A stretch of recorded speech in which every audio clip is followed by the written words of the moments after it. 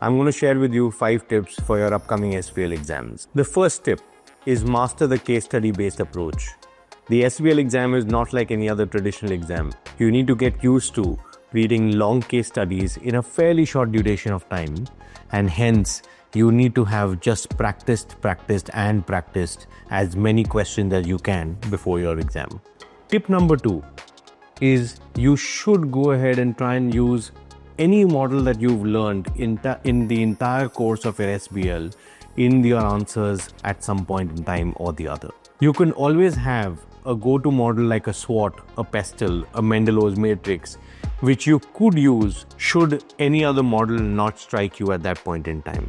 But try and make sure that you're using a framework of any of the models in most of your answers while you're taking your exam. Tip number 3, as the paper suggests, you have to think like a business leader. This is strategic business leadership. And for you to think like a business leader, you need to demonstrate business acumen, risk management, governance, and everything else that a leader really requires you to display when running an organization. For that, you have to take a very practical and a formal approach when writing your responses and your answers. It could be an email, it could be a report, but whatever you write, think like a business leader. Tip number 4, this paper is not about theory, it's about practical application. So it's not just about stating the theory to say that this is the model that I could use to be able to help answer the question, but you have to bring it to life.